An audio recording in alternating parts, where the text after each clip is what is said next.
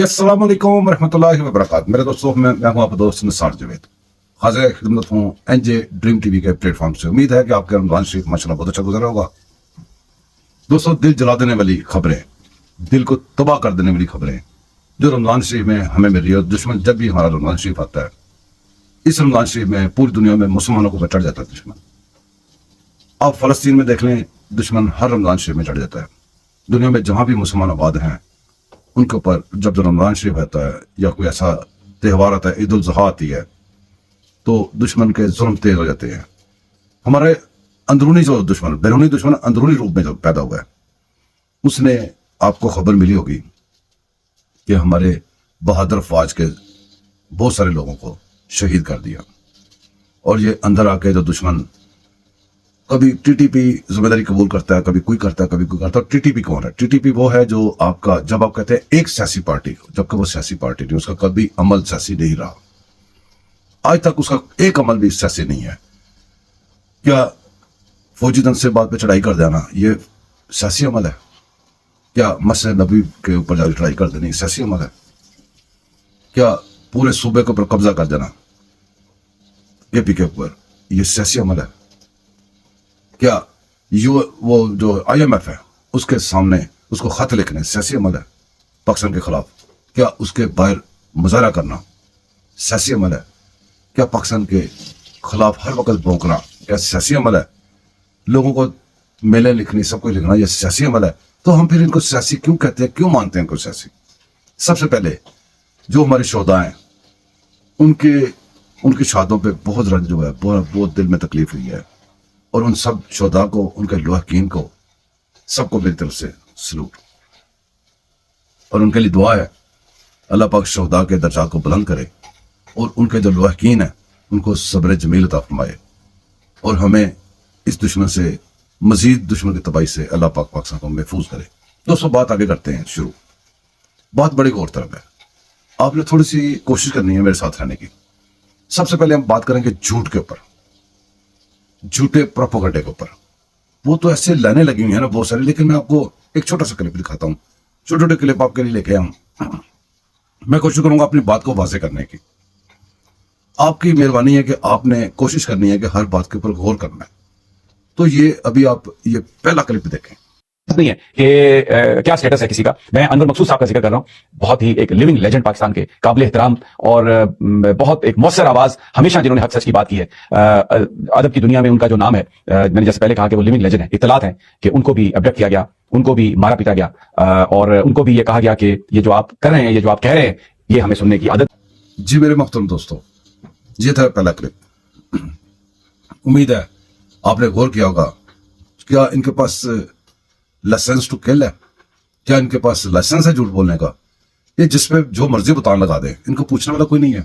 पाकिस्तान के अंदर ऐसे कवानीन नहीं है कि जो बंदा झूठी खबर दे, अपने आप को साफी भी कहे, अपने आप को एंकर कहे, वो झूठी खबर दे और फिर वो दोबारा फिर भी झूठी खबर दे और वो ट्वीट करें, कुछ देर के बाद उसको डिलीट कर दें, कोई पूछने वाला नहीं है।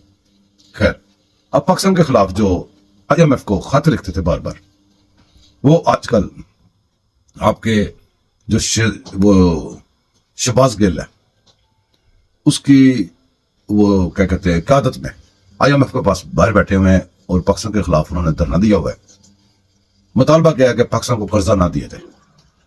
जो अपनी हुकूमत जाते हुए देख के IMF से मुआहदा तोड़ के गए थे, वो बार बार खत लिख रहे हैं और वहां पे धरना दे के बैठे हैं। वो भी मुलाजा फरमाए। जो बड़ी इंटरेस्टिंग बात इस एहतजाज के अंदर नजर आई कि जब एहतजाज हो रहा था तो वहां पे पाकिस्तान का झंडा तो था ही, वहां पे अमेरिका का झंडा भी जो है वो साथ वहां पे मौजूद था। अब मुझे इसकी समझ नहीं आई कि आपने अमेरिका का झंडा क्यों लगाया है। एक जगह आपका पूरा बयानिया जो है वो इस बात से स्टार्ट होता है कि जनाब इमरान खान की हुकूमत जो है वो अमेरिका ने गिरवाई है, ठीक है, अमेरिका ने सब कुछ किया। वैसे तो आपको, अगर इंटरेस्टिंग बात यह कि अमेरिका के अंदर ये एहतजाज हो रहा है, आपको तो अमेरिका के हवाले से जोर और शोर से एहतजाज कर रहे थे, लेकिन मसला यह है ना कि ज्यादातर जो एहतजाज करने वाले बैठे हुए थे वो खुद वहां के या तो ड्यूल सिटीजन हैं या वहीं के सिटीजन हैं। तो वो किस तरह बैठ के, जाहिर बात है यहाँ पे कुछ खबे सजे जाएंगे तो फिर आपको पता है कि वहां पे क्या होगा। तो वहां पे तो ये काम हो नहीं सकता। आप जरा 9वीं वाली अटेम्प्ट तो करके देखें वहां पे, फिर आप देखें आपके साथ क्या होता है। लेकिन ये पाकिस्तान के अंदर ही गुंडागर्दी हो सकती है जो आपने पाकिस्तान में की थी। खैर, तो अमेरिका के झंडे भी जो है वो लेके वहां पे खड़े हुए थे।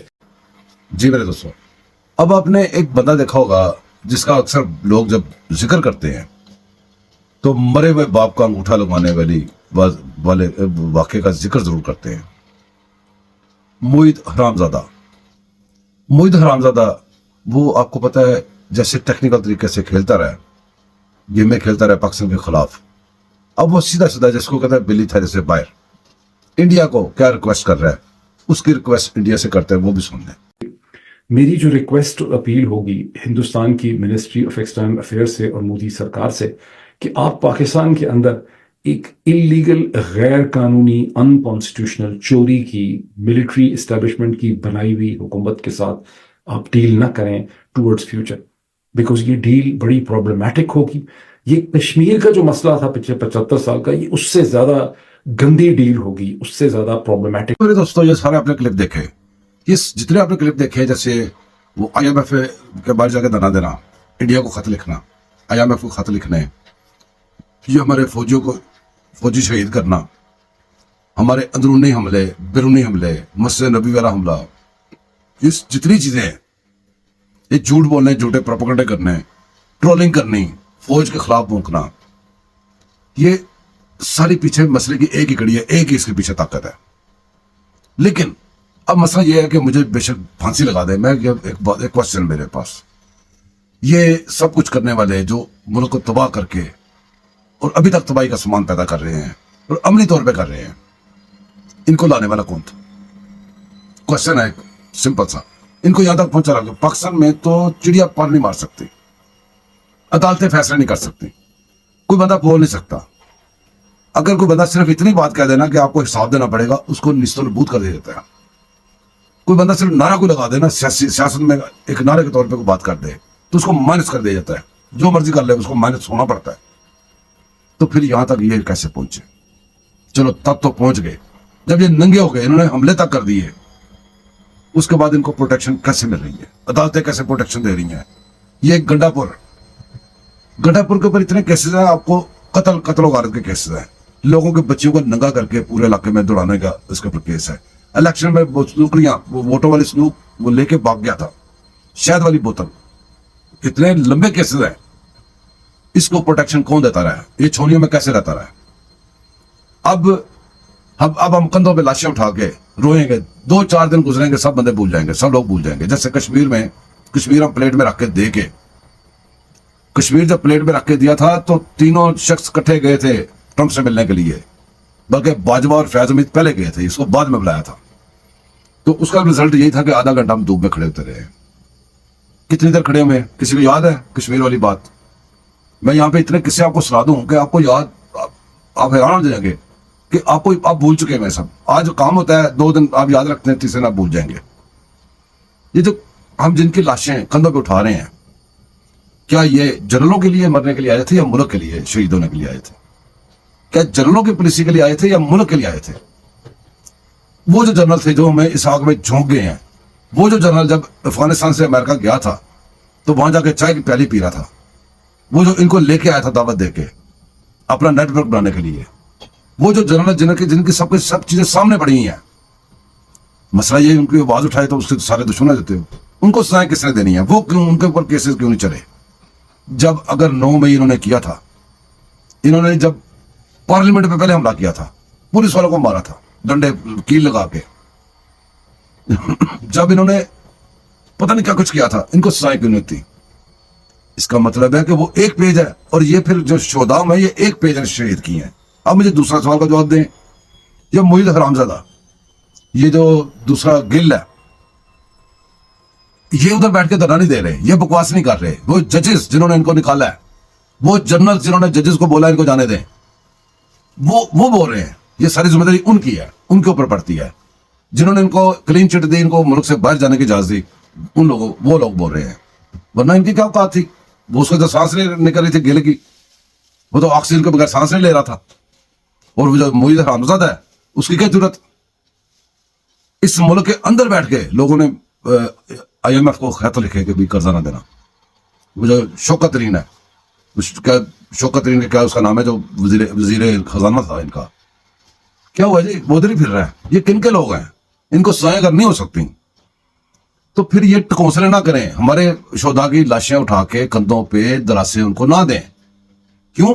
کہ آپ ہی تو سارا کروا رہے ہو, آپ ہی تو مین اس کے وہ مداری ہو, آپ نے تو تماشا لگایا ہوا ہے, آپ ہی کا آپ نے بے نوئی بنا کے اس کو رکھا ہوا ہے اندر جیل میں ابھی تک. عمران خان جو مین بندہ جو سب کو کروانے والا ہے, جو کھڑا ہو کے آپ کو کہتا رہا ہے کہ اگر فوجی آ کے مجھے اریسٹ کریں گے, جی ایچ کیوں نہیں جائیں گے تو کدھر جائیں گے, جو آپ کو کہتا رہا ہے کہ اگر مجھے دوبارہ اریسٹ کریں گے اس سے زیادہ ہوگا, تو اس کو بے نوئی بنا کے کیوں رکھا ہوا ہے, کس چکر میں, کیا مسئلہ ہے, کون سی رکاوٹ ہے؟